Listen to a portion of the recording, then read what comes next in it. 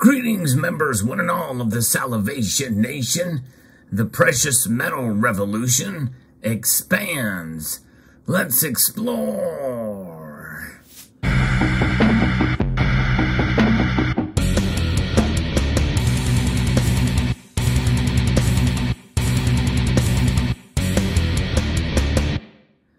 We've all been suffering high premiums on precious metals as of late. There's a lot of different reasons for that.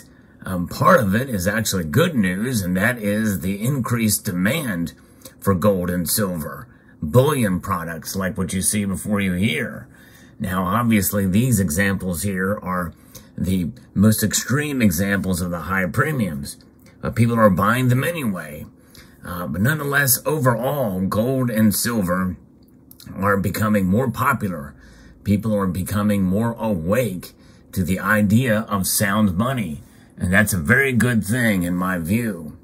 And this revolution, I think, is something that is happening because of what we've been seeing happening around the world in terms of supply chain issues, Keynesian monetary policy implementation, modern monetary theory, quantitative easing, and the like. And one thing is for sure, in that process, people are becoming educated, more educated on what sound money is, because we know that those who engage in the trade and use of these debt instruments, this is a Federal Reserve note here, well, yes, it works. It's a system that has been implemented free from gold and silver, as constraining it for over 50 years now. Now think about that. That is something that is no longer tied to precious metals as a standard. Where for most of history, the history of money, paper currency and currency itself either has been or tied to precious metals, mostly gold. But nonetheless, now, for over 50 years, the fiat note has been king of transactions, and it's not going away anytime soon. We know that they are working on resetting it now, but nonetheless, that's just smoke and mirrors, and it's also a way to embolden the powers that be to be able to really own you through the financial system and through the monetary system that they're going to create. This great reset, what's known as ESG. Environmental social governance standards that will be applied to you personally and to companies and corporations that will have an effect on you. Gold and silver are independent of that. They don't have an agenda. They are what they are. They've always been what they've been, and that's not going to change. And people are recognizing it, and there are actually lobby groups out there that are pushing for the defense of sound money. And one organization I'm going to be talking about here is called the Sound Money Defense League. And they have just broke some news here about yet another state that is going to be repealing sales taxes on gold and silver. And for those of you following this channel, I like to keep up with stories like this. And this is the one of yet many other states that I've done reports on. And now we're talking about Tennessee. So not only do we have a revolution of precious metals in terms of just more and more people coming to understand and purchase them and have them, we are seeing states recognize gold and silver indeed as money. So with Governor Bill Lee's signature that happened just past Friday, Tennessee has officially become the 42nd state in the United States to remove sales tax from constitutional sound money. In other words, gold and silver. And Tennessee's House Bill 1874 and Senate Bill 1857, introduced by Representative Bud Hulsey and Senator Frank Nicely, passed both chambers of the Tennessee legislature overwhelmingly last month and took effect immediately upon the governor's signature at the start of Memorial Day weekend. So that is quite amazing. Other states, their laws won't take effect until July 1st. But this is an immediate in effect. Substantial grassroots support tipped the balance. During the Senate floor vote, Senator Janice Bowling commented, "I just want to thank the senator for bringing forward this bill along with half of the state of Tennessee that contacted all of us." Indeed. So there's certainly there is a lot of support and people are being vocal about it. And that's the best way. If your state is being stubborn, of the 8 states left, you should contact your state legislatures and let your voice be heard. Yes, indeed. The victory puts a capstone on long-running efforts by the Sound Money Defense League, Money Metals Exchange, Campaign for Liberty, and grassroots activists and coin dealers in Tennessee. Tennessee investors, savers, and small businesses can now acquire gold, silver, platinum, and palladium bullion and coins without being slapped with taxes as high as 10%, depending on the purchaser's specific location. Lead sponsor Holsley said, "I've been working to free gold and silver from sales tax in Tennessee since my kids were in elementary school." The Sound Money Defense League and in-state dealers and folks all across Tennessee made their voices heard and helped get this bill across the finish line. Meanwhile, similar bills have recently been under consideration in Kentucky, Mississippi, Hawaii, Maine, Wisconsin, and New Jersey, of all places, as the nation's inflation problem expands and as the national backlash against taxing constitutional money expands. Including Tennessee, 42 U.S. states now fully or partially exempt gold and silver from sales taxes.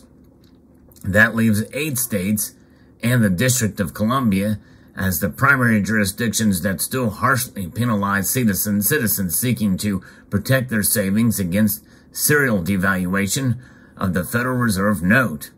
States that have been removing sales tax from monetary metals for the following reasons. Taxing precious metals is unfair to certain savers and investors. Gold and silver are held as forms of savings and investments.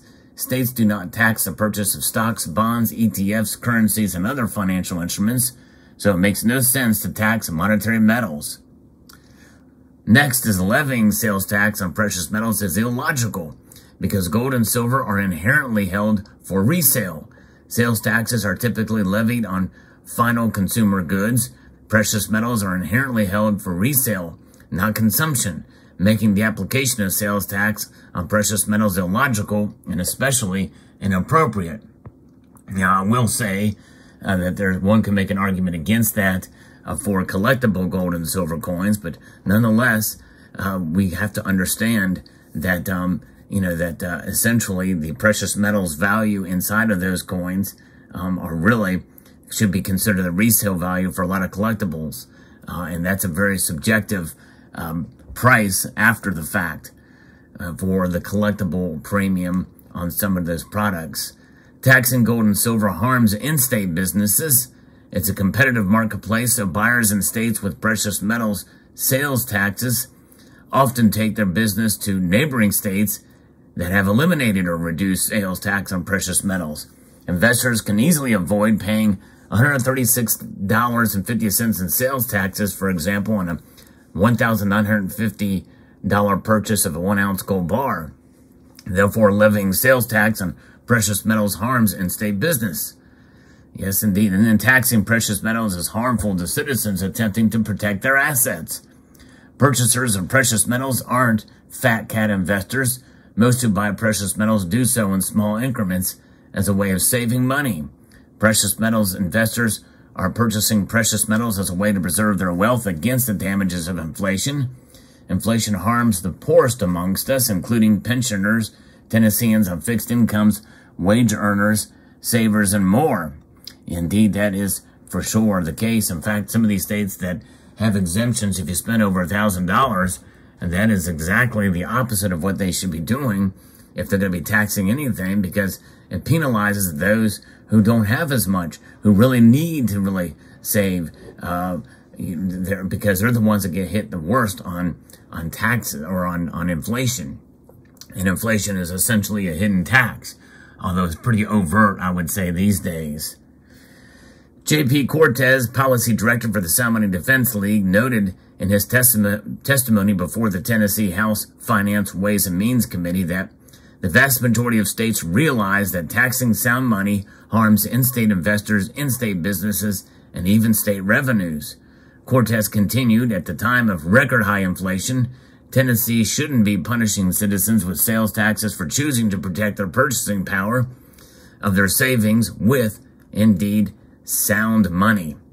Having eliminated sales taxes on monetary metals, Tennessee will rise from 36th in the sound money index to 9th place amongst the 50 states.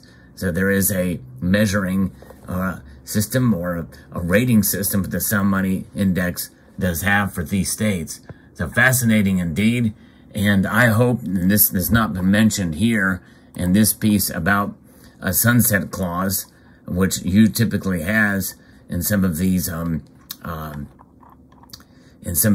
legislations, like Virginia has a sunset clause, I think 2027 or what have you. So I'm hoping that it's permanent. We'll see here what happens, but it's fascinating and encouraging at the same time to see movement in this direction. And the revolution continues in more ways than one. Number one is those people who are realizing the value of precious metals. And as a savings vehicle, more and more people are waking up to that. And more people are buying and understanding what sound money is. And number two, state legislatures across the U.S. are seeing this as well.